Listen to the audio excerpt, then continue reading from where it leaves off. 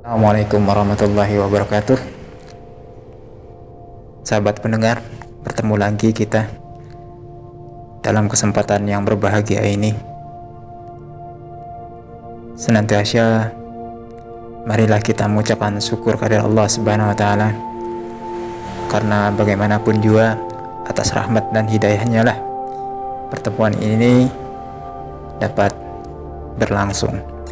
Salawat dan salam kita kirimkan buat junjungan kita Nabi besar Muhammad sallallahu alaihi wasallam. Allahumma sholli ala Muhammad wa ala ali Muhammad. Sahabat,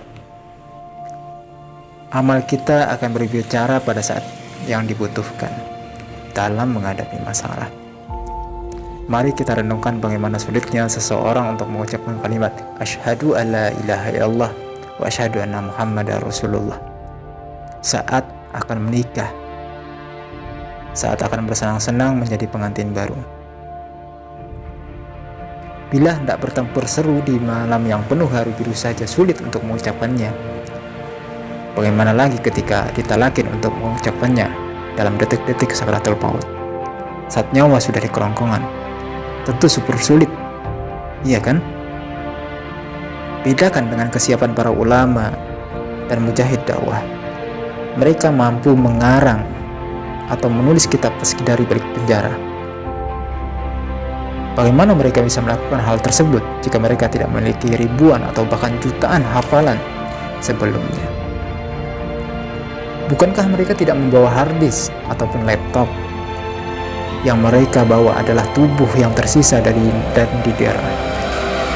Namun yang keluar dari lisan tentang mereka adalah ayat-ayat Al-Quran, hadis Nabi, berbagai fikih dan hikmah yang menggugah. Itulah makanan keseharian mereka. Tubuh mereka lelah, luka, dan berdarah-darah, namun rohani mereka tetap menyala. Allahu Akbar, Allahu Akbar. Itulah kekuatan spiritual ketika masalah menghajar.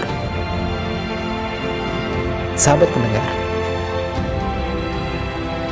ada masalah, solusi itu sebenarnya sudah ada. Hanya saja ketika kita melihatnya, kita punya, hanya saja belum menggunakannya. Kita bisa, namun belum melakukannya. Ada, namun tersembunyi karena belum tersibak takbir menutupnya. Masalah seringkali membosankan, maka beristighfar.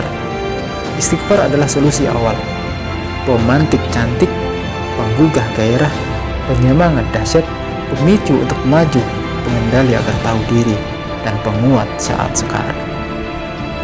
Turunnya musibah hanyalah karena dosa, dan baru diangkat karena taubat. Anda bosan hidup, jangan berpikir untuk maksiat, sebab itu berkhianat kepada Allah sang pemberi nikmat. Hati-hati dengan keinginan jahat yang tersembunyi, karena bisa mengantarkan seseorang kepada su'ul khotimah. Begitu nasihat dan syaikh Ibnu Rajab Al-Hambali. Anda bosan hidup, berarti kematian semakin dekat, tidak mungkin semakin jauh. Beribadahlah dan perbanyaklah kebaikan. Temukan amal unggulanmu yang membuatmu unggul dan berbeda. Yang berbeda dalam bentuk terbaik, namun yang terbaik pastilah berbeda. Sahabat, Anda bosan hidup? Lakukan variasi ibadah agar hati lebih gugah, tubuh tidak mudah payah dan lelah, langkah tak mudah goyah dan ogah. Teladanilah Ibnu Taimiyah. Beliau menggali asupan energi spiritual dan dalam bacaan Al-Ma'surat. Zikir beliau lazimkan wirid yang menggugatnya. Zikir bagi hati bagaikan air bagi ikan. Maka bagaimanakah kondisi ikan ketika berpisah dengan air? Saudaraku, selama masih hidup, masalah pasti ada. Sesungguhnya, kisaran masalah kita semua, ekonomi, pertanian, rumah tangga, sosial, dan sejenisnya. Yang membedakannya adalah cara kita mendapatkan masalah.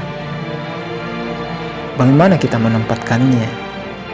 Orang besar selalu berpikir dan berjiwa besar sehingga tidak sibuk dengan masalah yang kecil.